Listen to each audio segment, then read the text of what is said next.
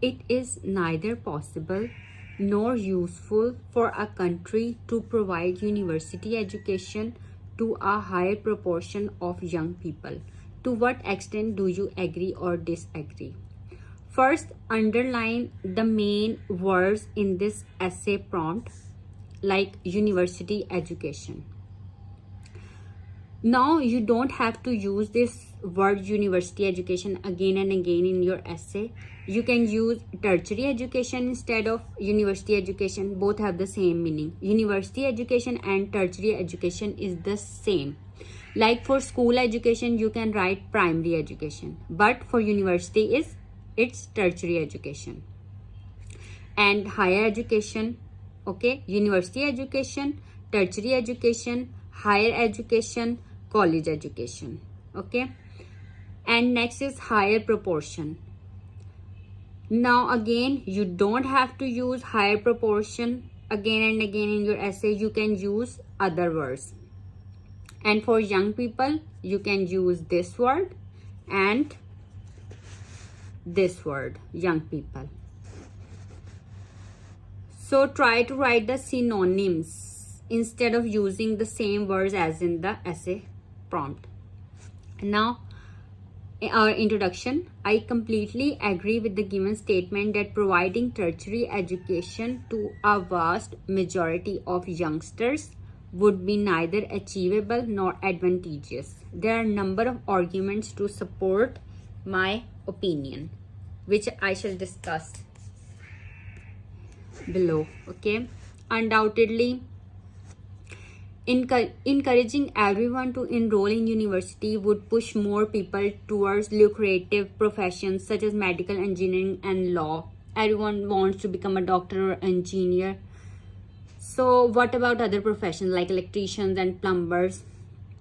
So these positions also provide great social status. Moreover, it would benefit the entire nation, not just the individual student who is becoming a doctor or an engineer, who take advantage of it, okay. A better educated workforce would get high paid jobs.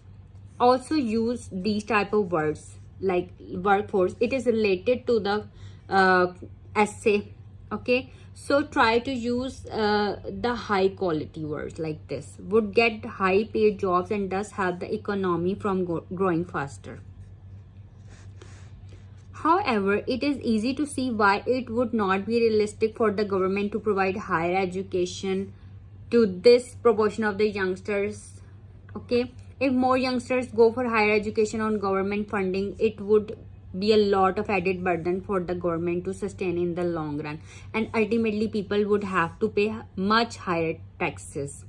Moreover, students may not take college education too seriously because they are on scholarship or some type of funding. So they are saying that we are not spending this much funding, so sometimes they are not serious if they don't have to pay for it. So for the above reasons, it would not be achievable for the governments to coerce a massive bulk of young people to go for tertiary education, okay.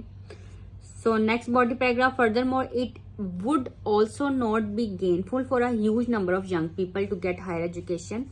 It may seem surprising, but it is true that higher education leads to unemployment. The expectations from jobs increase with the level of education. So many fresh graduates do not settle for jobs for which they consider themselves overqualified. This is the example. For instance, a specialist in plastic surgery would not be happy posting a small dispensary in a village. He want to become a plastic surgeon, okay.